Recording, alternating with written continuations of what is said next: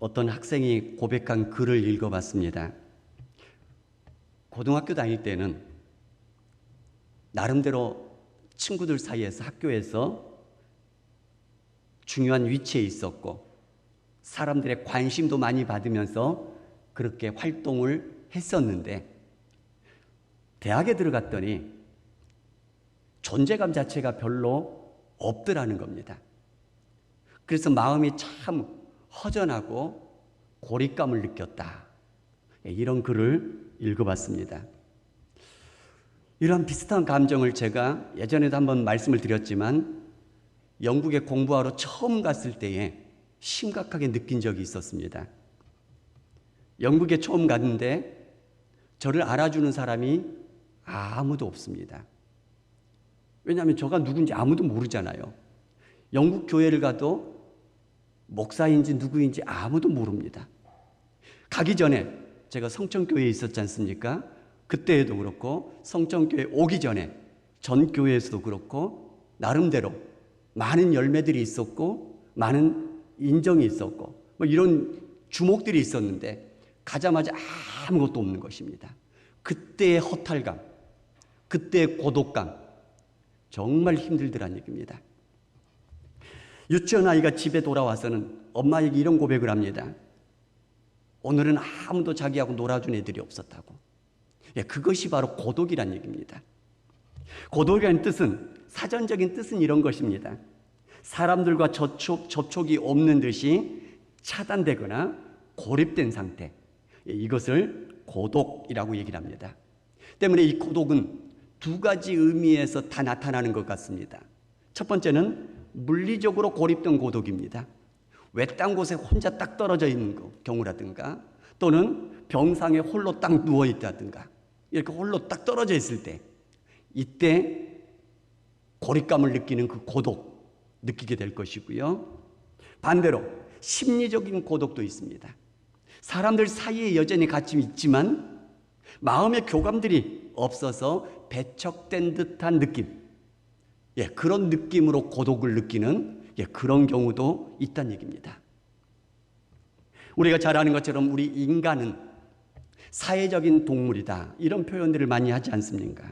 그 말은 무슨 얘기냐면 사람들 사이에서 서로 교감하면서 살아가게 되어 있는 것이 인간이란 얘기입니다.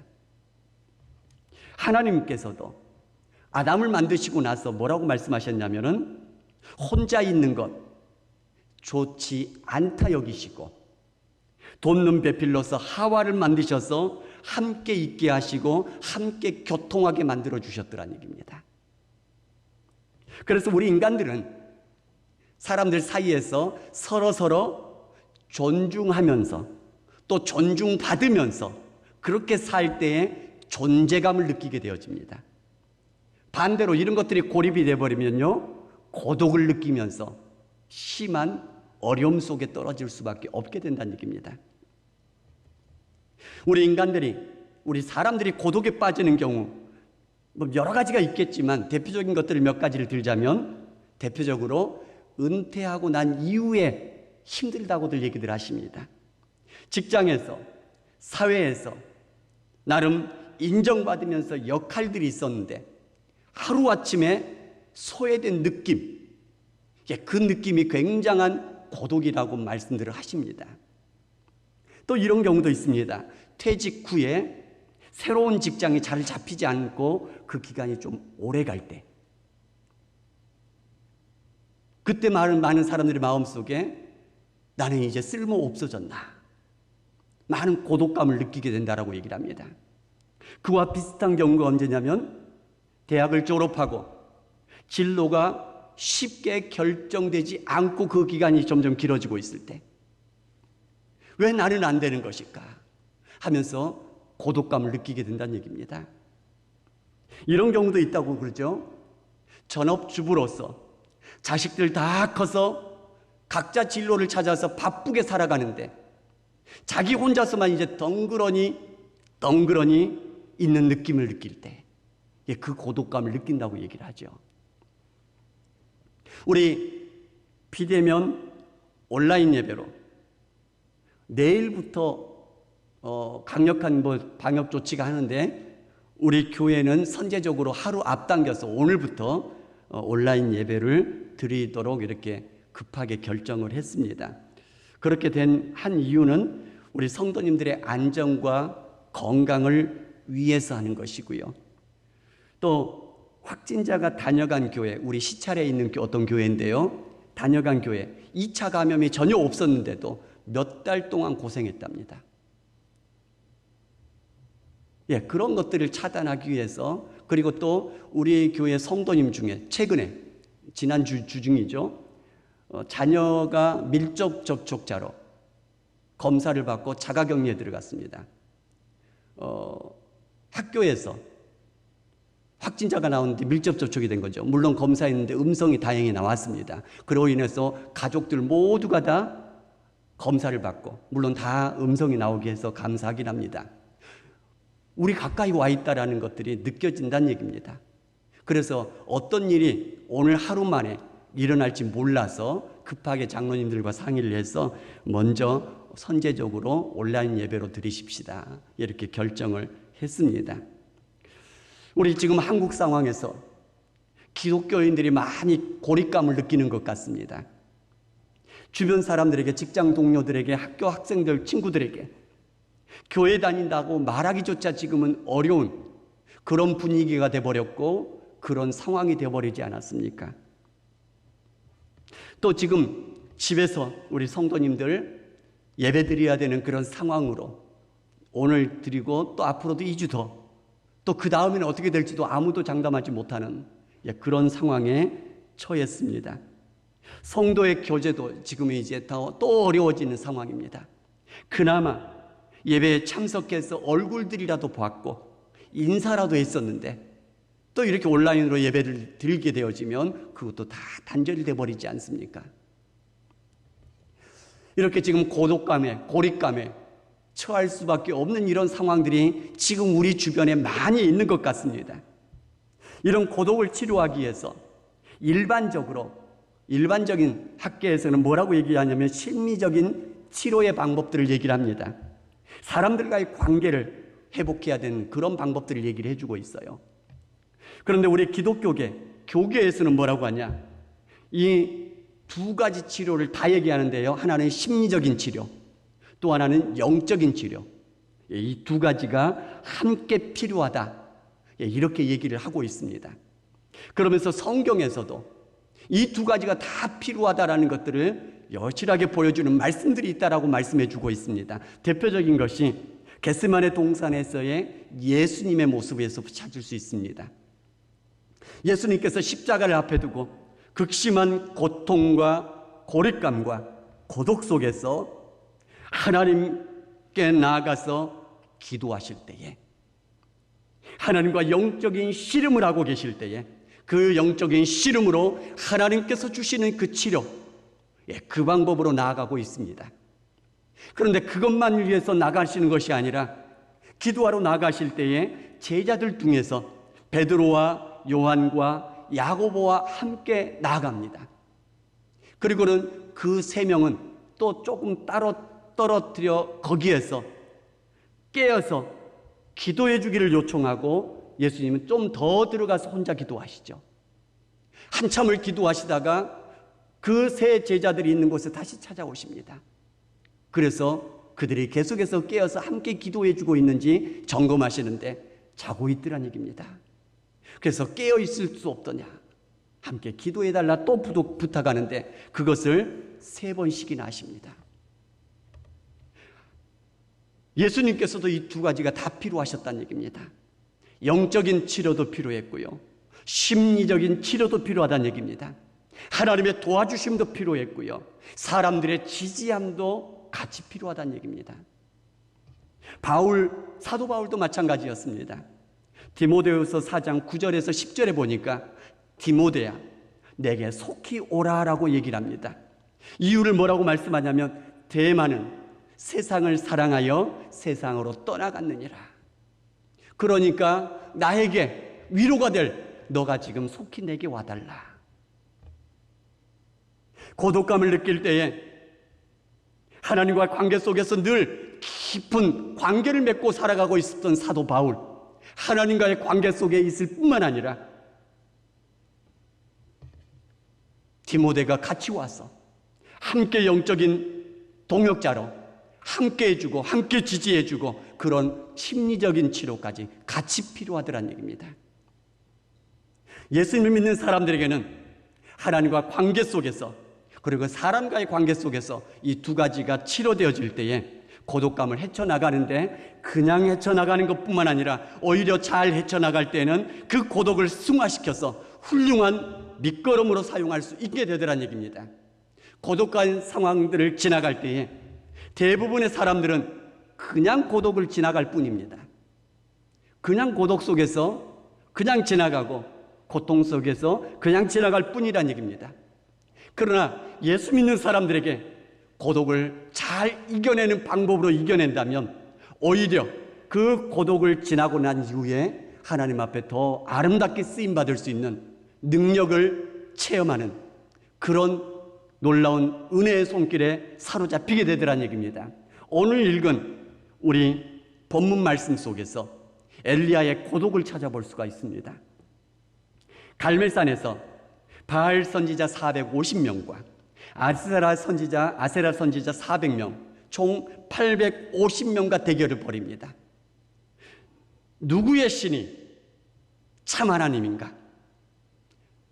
엘리야는 불로써 응답하신 하나님을 만나게 되어집니다. 하나님이 부르짖을 때에 그 바알의 선지자들에게는 아무런 응답이 없었지만 하나님께 엘리야가 부르짖었을 때에는 하늘에서 불이 내려와 엘리야의 모든 재물들을 다 태워주셨습니다. 그 승리함으로 바알과 아스라의 선지자들을 다 죽이게 되었습니다. 아합 왕이 이 모든 되어진 일과 이 되어진 소식을 자기의 부인인 이세벨에게 전해줍니다. 그러자 이세벨이 엘리야에게 사신을 보내어서 내일 이맘때까지 엘리야를 반드시 죽이겠다고 모든 신들의 이름을 대면서 맹세하면서 그렇게 위협을 가하게 되었습니다. 그래서 오늘 본문의 말씀의 3절에 보게 되면 이 형편을 보고 일어나서 이런 말씀이 있습니다. 자기의 생명을 위해서 엘리야가 도망갑니다. 그리고는 로덴나무 아래에 앉아서 하나님께 자신의 생명을 거두어 달라고 그렇게 기도합니다. 여기에서 우리가 모두가 다 궁금해하는 것, 얼마 전까지만 해도 놀라운 하나님의 능력을 체험했던 엘리야인데 왜 이세벨의 위협에 그 말 한마디에 겁먹고 죽기까지 청한 거기까지 떨어졌을까라는 것이죠. 거기에 대한 대답은 하나님 앞에 대답하고 있는 엘리야의 말 속에서 우리가 찾아볼 수가 있습니다. 10절과 14절에 두 번씩이나 똑같은 말로 하나님 앞에 대답을 합니다. 대답하는 말에 골자는 이것입니다. 첫 번째는 뭐냐면 오직 나만 남았습니다. 뜻을 같이 하는 주변의 사람들이 아무도 없다라는 것입니다. 심리적으로 자기를 지지해주고 함께 해주는 사람이 없다는 얘기입니다. 고립감에 빠졌다는 얘기입니다. 고독하다는 얘기죠. 두 번째는 그들이 내 생명을 찾아 빼앗으려 하나이다. 칼로 선지자들을 죽였는데 그래서 아무도 없는데 자신도 지금 위급하다는 얘기입니다. 자신도 곧 죽게 될 거란 얘기입니다. 얼마 전까지 하나님의 놀라운 능력을 체험했지만 우리 기독교인들도 그런 것들을 경험할 것입니다. 얼마 전까지 하나님의 놀라운 응답을 체험했지만 갑작스럽게 이것이 정말일까라는 그런 의문들이 내 마음속을 강하게 강타할 때도 있을 것입니다. 하나님이 보호하신다는 느낌이 없어졌다는 얘기입니다. 갑자기 얼마 전까지 놀라운 은혜를 받았지만 갑자기 그 마음속에 위험하다 이 느낌 속에 떨어졌다는 얘기고요. 또한 마음을 같이 했던 선지자들 다 죽임을 당했고 지금 현재 오직 나만 남았습니다. 아무도 없습니다. 그 기만 고독 가운데 떨어졌다는 얘기입니다. 그 가운데에서 엘리야가 철저한 이 고독 가운데서 이겨냈던 방법이 하나님 앞에 완전하게 엎드리는 것입니다. 다른 곳에서 생명을 포기하기까지 하는 그 마음이라면 자포자기일 뿐입니다. 그냥 넋두리일 뿐입니다. 그냥 신세 한탄으로 끝나버릴 것입니다. 중요한 것은 하나님 앞에 엎드리는 것이란 얘기입니다. 목숨을 거두어달라 얘기하더라도 하나님 앞에 엎드려서 그렇게 하는 것은 하나님 앞에 철저하게 엎드리는 모습이란 얘기입니다. 우리가 원수들, 성경 말씀에 보면 원수들까지도 사랑하라 말씀들이 많지 않습니까? 그런데 시편에 보면 원수들을 저주하는 시편들이 곳곳에 나옵니다. 여러 번 여러분들과 말씀을 나눴지만 사람 앞에서 직접적으로 저주를 하고 다른 사람 앞에서 그 사람들을 저주하고 이건 안 됩니다. 절대로. 시편 기자가 했던 것이 뭐냐면 하나님 앞에서 사람들을 저주하고 있습니다. 자기의 고통이 얼마만큼 큰지 하나님 앞에 다 내보이고 있다는 얘기입니다. 그 결과 하나님께서 그 마음을 어루만져 주시더란 얘기입니다. 그래서 시편에 그 원수들을 저주하는 그 시편 마지막을 보게 되었지만 나중에는 감사의 찬양으로 항상 변하고 끝나고 있는 것들을 보게 되어집니다. 사람들 앞에서 저주하는 것은 안 됩니다. 그러나 하나님 앞에서 하나님과 단둘이서 씨름하듯 그렇게 하는 것은 괜찮다는 얘기입니다.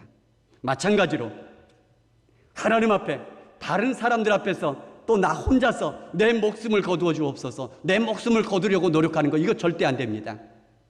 그러나 하나님 앞에서 하나님 내 목숨까지라도 거두어 주옵소서, 하나님 앞에 모든 것을 내려놓고 하나님 앞에 부르짖는 것, 그것이 엘리야가 그 완전한 고독에서 이겨나가는 방법이었더란 얘기입니다. 하나님 앞에 엘리야가 엎드리니 천사를 보내서 먹을 것을 먹게 하시고 힘을 내서 하나님의 산 호렙에 이르게 하십니다. 호렙의 산 그 굴에 있을 때에 하나님 산 앞에 서게 하시고 여호와 하나님께서 지나가시는데 그 하나님 앞에 크고 강한 바람이 산을 가르고 바위를 부수고, 그런데 그 바람 가운데 하나님이 안 계십니다. 바람 위에 지진이 있으나 지진 가운데도 하나님이 안 계십니다. 지진 위에 불이 있으나 불 가운데도 안 계십니다. 불 후에 예레미야가 세미한 소리를 듣습니다. 세미한 하나님의 음성을 듣습니다. 거기까지 나아가야지 하나님께 진정한 붙들어 주시는 은혜로 승리하게 되어진다는 얘기입니다. 그래서 그 음성 가운데 하나님께서 이 두 가지를 다 해결해 주시는 음성을 듣게 되어집니다. 첫 번째는 뭐냐면 하나님이 만나 주시는 증거, 살려주시는 증거로 사명을 주십니다. 하사엘을 아람 왕으로 세워라, 예후를 이스라엘 왕으로 세우라, 엘리사를 너를 대신하여서 선지자로 세우라. 선지자로 다 세우는 그 사명 다할 때까지 하나님께서는 지켜주시겠다는 얘기지 않습니까? 그 사명 주셨으니 하나님께서 그 사명 완수하도록 해주시겠다는 얘기지 않습니까? 하나님이 지켜주시겠다는 얘기입니다. 하나님이 보호해 주시겠다는 얘기입니다. 그러면서 또 두 번째 대답을 해주십니다. 뜻을 갖지 않은 사람 7,000명을 남겨주셨음을 알려주십니다. 바알에게 무릎을 꿇지 않고 바알에게 입을 맞추지 아니한 사람들 7,000명. 엘리야는 그전에는 오직 나만 남았습니다. 저 사람들이 모든 선지자들을 칼로 다 죽였고 오직 나만 남았습니다. 철저한 고립감 가운데 있었는데 하나님께서는 뜻을 갖지 않은 사람 7,000명이 있다는 얘기입니다. 고독 속에서 계속 있다 보면 우리의 자존감이 내려가게 되어지고, 그렇게 되어지면 사람과의 관계도 계속해서 꼬이기 십상입니다. 예를 들자면 어떤 사람이 이렇게 얘기한다고 가정을 해봅시다. 야, 너 오늘 참 예쁘다. 마음이 꼬여 있으면 어떻게 들릴까요? 나 놀리냐? 이런 마음이 들더란 얘기입니다. 또는 이렇게 반응이 되죠. 오늘 예쁘다고? 그럼 다른 날들은 안 예뻤단 얘기인가? 그러니까 이 마음이 꼬여 있으니, 고립감 가운데에 자꾸 내려가 있으니 좋은 말로 들려오는 그것까지도 다 가시로 내 마음을 박히면서 더 관계들을 깨트려 버리더란 얘기입니다. 힘든 일이 있을 때에 가까운 주변 사람들이 너 도와줄까? 죄송합니다. 좀 이런 표현을 써서 그러면 이런 생각이 든다는 얘기는 마음에 가시가 있게 되어지면 내가 그런 찌질이로 보이나? 더 관계를 망가뜨리게 되더란 얘기입니다. 그러나 하나님 앞에 서게 되어지면 하나님을 만나게 되어지면 긍정적인 마음으로 긍정적인 시각으로 보게 만들어 주시고 그래서 모든 관계를 다시금 회복하게 만들더란 얘기입니다. 성경에서도 고독, 대표적인 게 광야가 되지 않겠습니까? 광야를 거치면서 광야 가운데서 이김으로써 하나님 앞에 온전하게 쓰임받는 사람들 너무나도 많이 있지 않습니까? 예수님께서도 광야 40일 금식 기도 후에 사탄의 시험을 받으시고 말씀으로 이겨내시면서 사역이 시작되어집니다. 바울도 다메섹 도상에서 부활하신 예수님 만난 후에 제일 먼저 갔던 곳이 어디냐면 아라비아 사막에서 3년 동안을 고독 가운데 하나님과 씨름했다는 얘기입니다. 모세도 애굽의 바로의 궁전에서 40년을 있은 후에 광야로 도망하여서 40년 동안 씨름하고 있더란 얘기입니다. 그 중에서도 우리가 살펴보기를 원하는 것은 다윗을 보시기 바랍니다. 아버지의 양을 치면서 홀로 광야에서 어떻게 보내고 있었는지요. 지극한 고독 속에서 오히려 하나님의 마음에 합한 사람으로 우뚝 서게 된 계기. 그래서 하나님께서 뽑아서 쓰시는 그 자리에 세우는 사람이 되기까지 어떻게 그 고독 속에서 지켜나갔는지요. 그의 고백 시편 23편에서 잘 나오고 있지 않습니까? 여호와는 나의 목자시니 내가 부족함이 없습니다. 그가 나를 푸른 풀밭에 누이시며 쉴 만한 물가로 인도하시는도다. 어디에서 이런 노래를 하고 있죠? 광야에서요. 아무것도 없는 곳에서요. 하나님께 깊이 묵상하며 하나님을 만나게 되어지면 그 마음이 주님의 푸른 초장으로 변하게 된다는 얘기입니다. 시편 139편 6절에서 12절에도 이런 고백을 합니다. 내가 하늘에 올라갈지라도 거기 계시며 내가 수월에 내 자리를 펼지라도 여호와께서 거기 계시고 새벽 날개를 치며 바다 끝에 가서 거주할지라도 그곳에서 하나님께서 계시고요. 흑암이 반드시 나를 덮고 나를 두른 빛이 밤이 될지라도 주에게서는 흑암이 숨기지 못하며 밤이 낮과 같이 비추나이다. 하나님의 크고 크신 그 세미한 음성을 들을 때까지 하나님 앞에 묵상하며 나아가시기 바랍니다. 그렇게 되어지면 우리 마음이 변하게 되어지고요. 또 우리 주변에 함께 마음을 같이 할 그 사람들이 보여지게 될 것입니다. 그 사람들이 만들어지게 될 것입니다. 그로 인해서 하나님의 마음에 합한 사람이요, 하나님의 손에 붙들리는 오히려 그 고독이 훌륭한 밑거름이 되어서 더 높은 단계에 이르는 그런 사람으로 만들어주게 될 것입니다. 고독한 시간을 하나님을 깊이 만나는 시간으로 활용할 때 하나님을 만나 응답받는 체험도 하게 될 것이고요. 우리 주변에 그 은혜를 함께 나눌 수 있는 그 사람들도 발견하게 될 것입니다. 그래서 그 고독이 오히려 더 크게 성장하는 밑거름으로 쓰임받게 될 줄 믿습니다. 코로나로 인해서 여러 가지 의미로 고독의 시간이 많은 요즘입니다. 하나님의 보좌 앞에 온 마음을 내려놓고 온 마음을 내려놓고 그렇게 하나님 앞에 나아갈 수 있는 우리 모든 성도님들 되시고 하나님의 세미한 음성을 들을 때까지 하나님의 세미한 소리가 여러분의 가슴을 어루만져 주실 때까지 그 하나님을 향해서 끊임없이 묵상하고 내려가시기 바랍니다. 하나님께서 여러분을 어루만져 주심으로 하나님 앞에서 굳건하게 세워질 수 있는 그런 하나님의 사람들 다 될 수 있기를 주님의 이름으로 축복합니다.